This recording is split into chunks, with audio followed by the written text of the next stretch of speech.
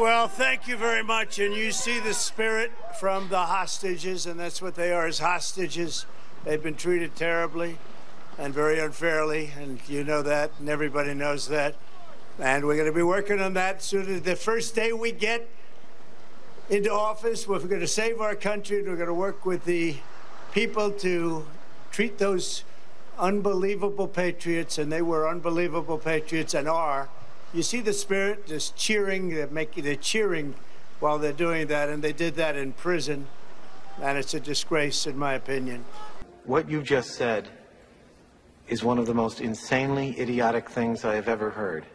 Everyone in this room is now dumber for having listened to it. It has been a brutal week in the world of MAGA, and we have a lot to cover, including a homophobic MAGA candidate who may be in the closet himself, which is fine, but why does he have to hold so much hate in his heart for people who just want to live their lives? But first, can we end this hostage thing once and for all? These people that Donald Trump are referring to were charged with seditious conspiracy. They delayed the peaceful transfer of power for the first time in American history. They showed up at the Capitol and chanted, "Hang Mike Pence," because Mike Pence was certifying the results in favor of Joe Biden. That is not American. What is American is accepting the results of an election, whether you lose or whether you win. I think it's worth pointing out that Donald Trump is currently laying the groundwork for a loyalist test during his presidency. So essentially, when he says he will pardon the January 6thers, he's saying that anybody who is loyal to him gets a pardon. When he takes office and starts to break these norms and erode these norms, anybody who's under him, think about Project 2025, these 50,000 civil servants that are under him, if they continue to break the law just like the January 6thers, Donald Trump will pardon them as well. He is laying the groundwork for a loyalty test. Let's play this next clip.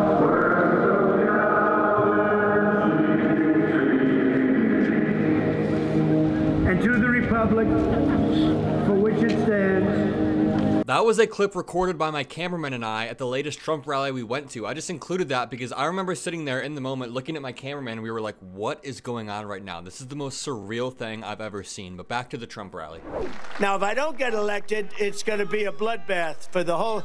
That's going to be the least of it. It's going to be a bloodbath for the country. That'll be the least of it. Again, we see Donald Trump using this debate tactic called the Mott and Bailey, where he says something very extreme, but he has a plan on how to cover it up with something less extreme. So when he says there's going to be a bloodbath if I lose, how will most people interpret that, especially after January 6th? Because I picture MAGA supporters out in the streets protesting and rioting. But if pressed on what he said, I think Donald Trump would be like, oh no, I just meant a bloodbath economically. I meant a bloodbath at the border with immigrants coming in. No, that's clearly not what you meant. When you say immigrants are poisoning the blood of our country and you're quoting Hitler, you are saying the most extreme thing possible. There's nothing you can back that up with after. Can I also point out that Donald Trump is the same person who wanted BLM protesters to get 10 years in jail if they defaced a government building? Now he's calling these people hostages and patriots for doing that exact same thing. Even worse, they did it at the exact date and time that Mike Pence was certifying the results. But you guys already know this. Play the next clip. I'm being persecuted, I think, more than anybody, but who the hell knows? You know, all my life, you've heard of Andrew Jackson. He was actually a great general and a very good president. They say that he was persecuted as president more than anybody else. Second was Abraham Lincoln. This is just what they said. This is in the history books. They were brutal. Andrew Jackson's wife actually died over it, they say. Died of a broken heart, but she died over it. He was never quite the same. But they say Andrew Jackson. They say Abraham Lincoln was second, but he had a, you know, in all fairness, he did have a civil war, so you would think that would cause a problem, right?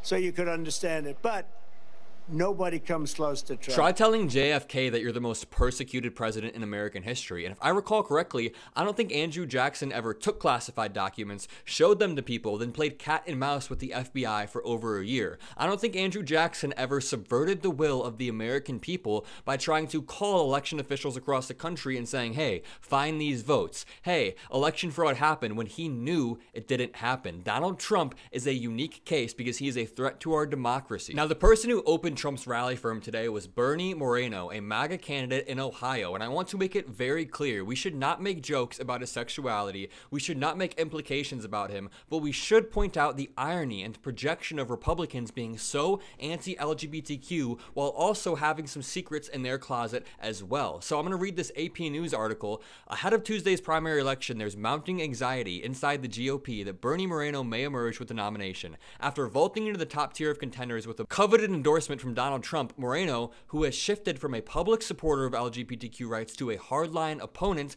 is confronting questions about the existence of a 2008 profile seeking men for one-on-one sex on a casual sexual encounters website called Adult Friend Finder. He says, hey, looking for young guys to have fun with while traveling. I personally wish Moreno felt comfortable in his own skin and felt comfortable being who he wants to be rather than capitulating to this hateful anti-LGBTQ movement that MAGA has pushed into the mainstream again. Over and over, we find out that a lot of these Republicans who spew hate all the time are just projecting, and they should know more than anybody else what it feels like to just want to be comfortable in your own skin. But this clip of Bernie Moreno clearly overcompensating at the beginning of this Trump rally, clearly trying to push back against this news story, is honestly pretty funny in my opinion. Watch. So there's something you need to know about me. I am one of the luckiest people you'll ever meet because 35 years ago, I won the lottery and got to marry that woman right there. Against Biden, in the largest margins ever. You know what was interesting? Joe Biden won against Barack Hussein Obama. Has anyone ever heard of him? Barack Hussein Obama. What is Donald Trump smoking? Surely he can't be serious. I am serious. And don't call me Shirley. And again, Donald Trump continues his dehumanizing language when talking about immigrants, people coming over trying to make better lives. He said before they poison the blood of the country. Now he's calling them snakes. That's what we're going through right now. We're taking in snakes. We're taking in snakes. Yeah, maybe this one gets to you too. We're taking in, we'll get it to you. Snakes. Why did it have to be snakes? Manufacturers. I took on communist China like no administration in history, bringing in hundreds of millions. Think of this.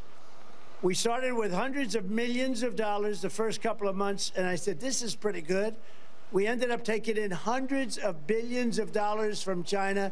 Not one president ever took in 10 cents. General, I tell you what, he has a stance on China, which is a country that's just ripping our heart out. I mean, we just do nothing to protect ourselves. Now, where were these made? These were made, I don't know where they were made, but they were made someplace. But they're great. It's ties, shirts, cufflinks, everything sold at Macy's, and they're doing great. #1 selling tie anywhere in the world. #1 selling tie anywhere in the world. You wouldn't wear that shirt? We also have them in white and beautiful white. Where are the shirts made? Bangladesh. Well, it's good. Okay. We employ people in Bangladesh. Ties? Where are the ties they made? Have to work These are too. Beautiful ties. They are great ties. The ties are made in where? China? Ties are made in China.